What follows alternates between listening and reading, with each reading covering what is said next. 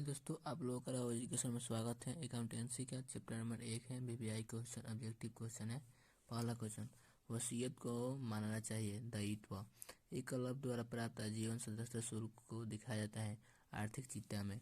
सचिव को मानदेय का भुगतान है। अध्ययन व्यय प्राप्ति भुगतान खाता है। वास्तविक खाता आय व्यय खाता है। नाममात्र खाता निम्न में से कौन लाभ कमाने वाली संस्था नहीं है? मारुति उद्योग आय तथा व्यय खाता सामान्यतः दिखाया जाता है। अधिक्य प्रतिघाटा गैर व्यापारी संस्थाओं में देयताओं पर परिसंपत्तियों के अधिक्य को कहते हैं पूंजी निधि। गैर व्यापारी संस्थाओं में व्यय पर आय की अधिकता को कहा जाता है अधिशेष। चैप्टर नंबर 2 का ऑब्जेक्टिव है, किसी समझौते के अभाव में साझेदारी फर्म के लाभ हानि का विभाजन किया जाता है बराबर बराबर। साझेदारी समझौते की अनुपस्थिति में साझेदारी के ऋण पर ब्याज दिया जाता है 6% वार्षिक दर से। साझेदारों को पूंजी खाते पर ब्याज को क्रेडिट किया जाता है साझेदारों को पूंजी खाते में।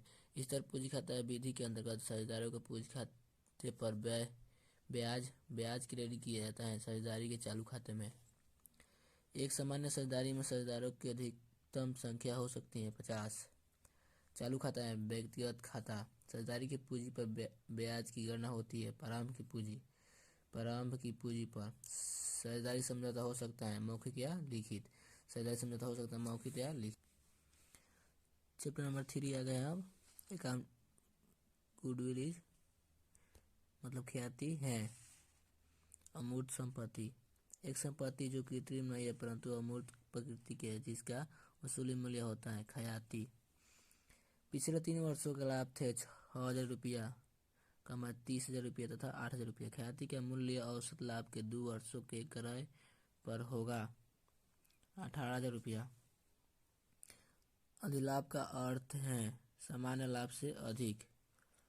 एक फर्म का औसत लाभ 6,000 रुपया है। विनियोजित पूंजी पर आय की दर 12.5% प्रति वर्ष है। फर्म में कुल विनियोजित पूंजी पर 40,000 रुपया है। अधिलाभ के 2 वर्षों के क्रय के आधार पर ख्याति है 20,000 रुपया। एक व्यवसाय में विनियोजित पूंजी पर 1,50,000 है। लाभ 50,000 रुपया और लाभ की सामान्य दर 20% है। पूंजीकरण विधि से ख्याति की राशि होगी 1,00,000। चैप्टर नंबर 4 साझेदारी फर्म के पुनर्गठन पर संपत्तियों के मूल्य में वृद्धि का परिणाम। वर्तमान साझेदारों को लाभ।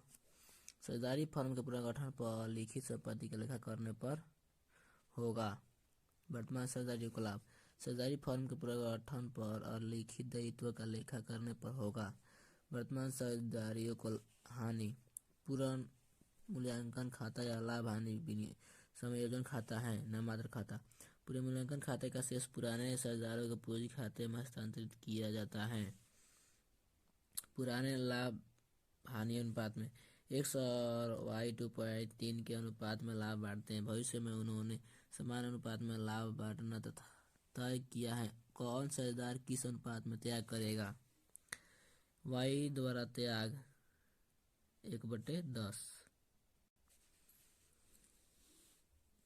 चैप्टर नंबर 5 नए साझेदारों का प्रवेश पर पुराने तुलन पत्र में दर्शाए गए संचय हस्तांतरित किया जाता है पुराने साझेदारों के पूंजी खाते में।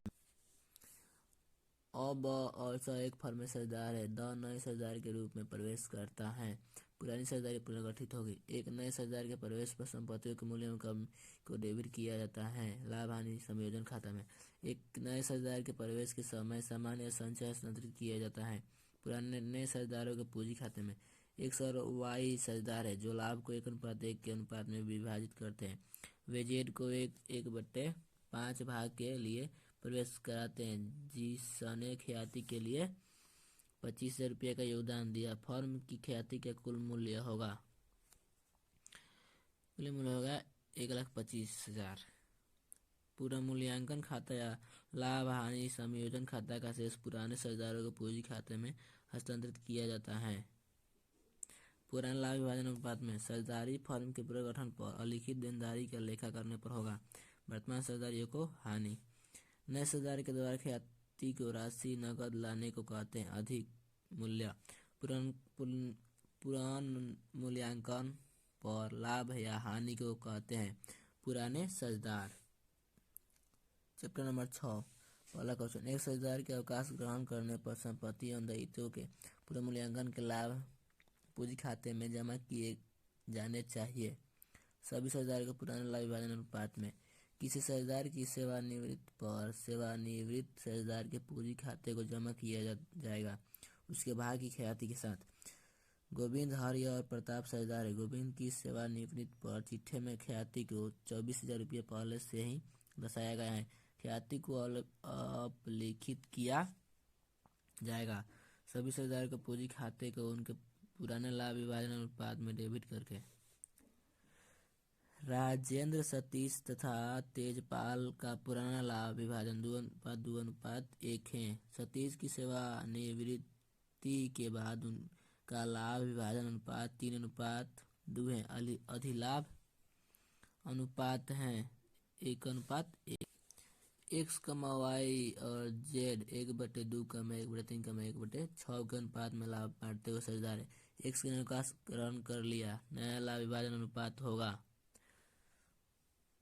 3:1। Chapter number 7। एक साझेदार की मृत्यु की दशा में संचित लाभ व हानि साझेदार द्वारा बांटी जाती है उनके पुराने लाभ विभाजन अनुपात में। एक साझेदार की मृत्यु होने पर संयुक्त जीवन बीमा पॉलिसी को निम्न के पूंजी खाते में जमा किया जाता है। मृत साझेदार सहित सभी साझेदारों।